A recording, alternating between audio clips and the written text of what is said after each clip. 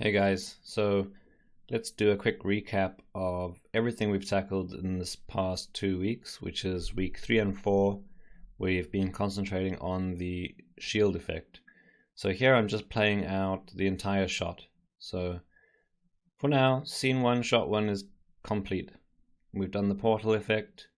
I'm pretty happy with the way that turned out. Obviously there's lots of options for how we position that portal, the colors, the intensity in comp, but I'm happy with where it's at. And then the past 2 weeks we've been concentrating on the shield, and I'm actually very happy with the shield. It's very complex looking. There's a lot of nice environmental aspects to it with the smoke and the sparks and the lighting as well. So I think that's turned out nicely. So if you've gotten to this point in the past 4 weeks, we're halfway there, and we'll be moving on to an entirely new shot with 2 different effects after this.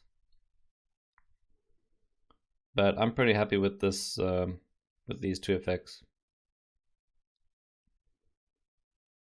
I am hoping to see some different takes on this, maybe much more magical and less sci-fi, or going crazy with some of those options we found in SOPs to really change the entire look of the effect. And also possibly it would be a good idea to try and find your own environments or your own characters, or just do your own thing with it instead of using the ones provided with the workshop. Just so you go down a completely different route and have something very different looking as well. So let's have a look at firstly the Houdini side of things here and quickly run through how this shield was made. So I had this keyframed sphere here just to represent the basic idea for size. But basically the bones of this setup, cancel that. The bones of this setup here is this section. And you can see we've done that, and if I make this bigger, and we've branched out into some areas. So I was saying previously that I don't like to find networks where this thing is referencing here and then you have to find where the effect's going, but I feel like this is still pretty neat. You can quite clearly see that this is the starting point, and then this is where the bulk of the particle effects happen, and then we've just branched out a few times into some small networks here. So these are dealing with the projectiles, this is dealing with some sparks, and this is the smoke. So it's pretty simple.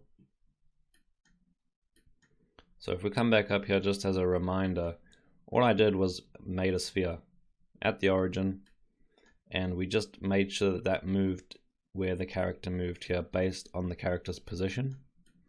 And we did some flattening to the bottom to get it to feel like it was interacting with the ground somewhat.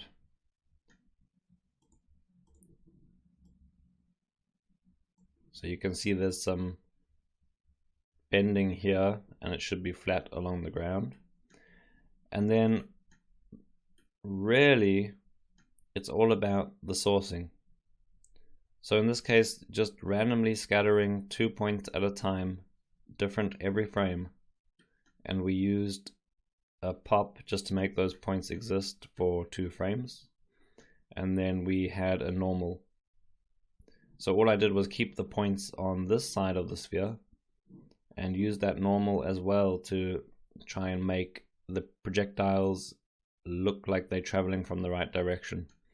After that point, every single thing here was based off of that sphere and off of that sourcing. So if we just go down here, everything was at the origin.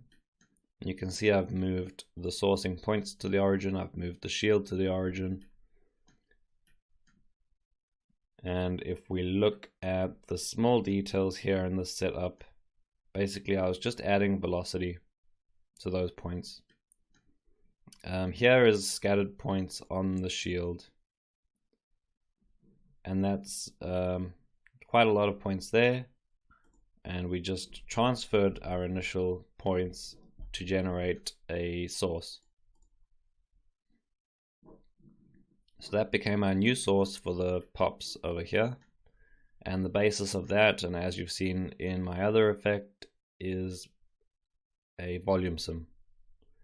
So we just have a pretty basic volume sim that interacts somewhat with the shield and expands around the interior. And using that volume sim, I've made 3 different particle sims with different settings from the particle advection. So nothing too complex there. And a lot of the more interesting results came after the actual sim. So these sims were pretty straightforward, advecting through that volume, but we got some really nice results by just plugging in the SDF of that sphere. So we just made this SDF volume. We used that in the particle advection to make a really nice tight collision, and then we ended up using it again to get some interesting results. This one was the one that pushed out, or basically inverted everything that was inside the sphere and put it outside. So that gave us a nice effect, and then we used the same thing to force some of those points further in.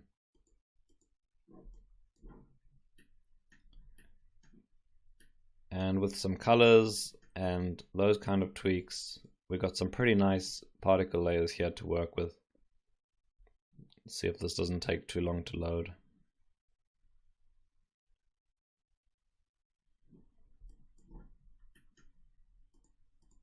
And I particularly like the advection sim where we actually used the volume as a force instead of as a velocity update. Because that SDF again was just keeping everything nicely inside the sphere. And it works really well in the final one here, because it adds that extreme reaction or shock wave every time these bullet hits. A large part of what you're seeing is actually that sim is lightening up these patterns and the noise underneath, and obviously we can subtly see those particles as well, and that feels like a nice shock wave. And then all we did is we used those sims to drive our more sci-fi elements. So this was simply a connect adjacent pieces here to get this nice pattern. And then I also took the sphere itself and just remeshed it and shrunk these primitives to give us another sci-fi pattern here.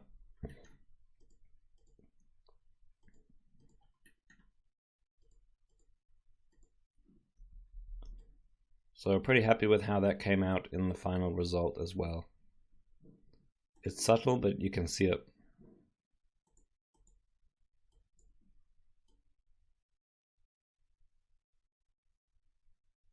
So it's actually become quite an important part of the effect as well. So that's it. 2 sci-fi elements, some natural magical particle advection here. And then we simply took those same source points and generated some traces off of them very simply by copying a line and basing that position of the line on the age of the particle.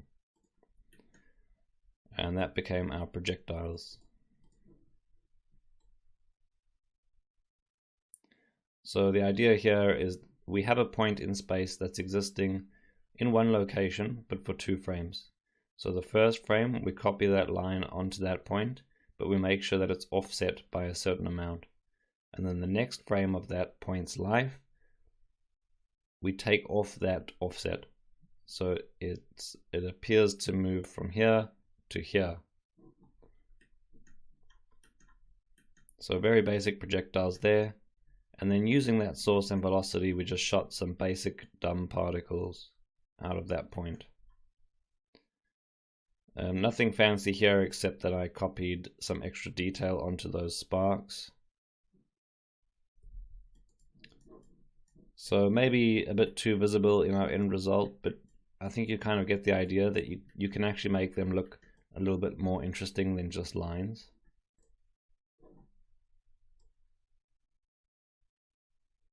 So quite visible here if we look at these sparks. But yeah, I think it adds a little bit of extra interest. And then we used the same source and just emitted some smoke from those with some high velocity and a fake wind so that the smoke constantly moves over the shield, and just simply added the sphere as a collision object. And that's it. Nothing else really happening here. We're just loading each one of those things into a separate geo to make rendering layers a bit easier. And we did generate a light from the particles as well. So a basic VDB setup for that. We just look at this again.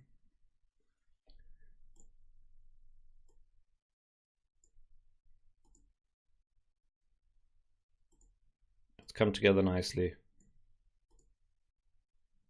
And you can see that fake wind on the smoke is just forcing that smoke to keep traveling around.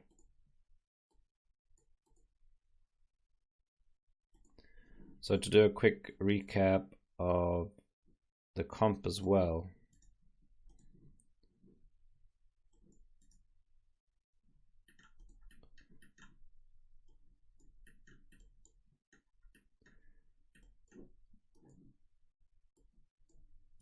So we have some of our lights here.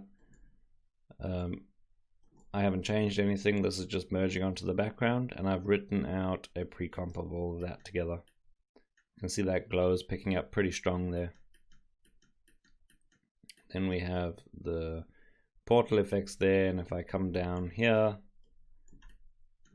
this is our basic comp for the shield. So not too complicated.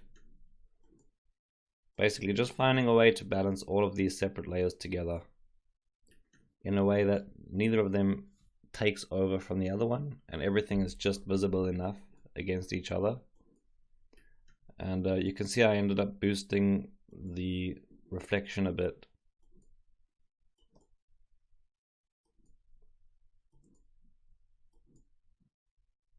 Also boosting the edges,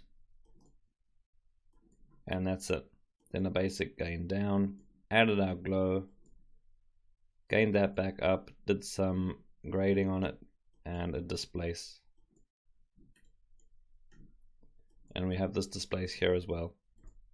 So this looks pretty cool without even anything on top. And it's funny, if you make an effect like this, you could do the comp and actually take off the main effect and still end up with something pretty cool.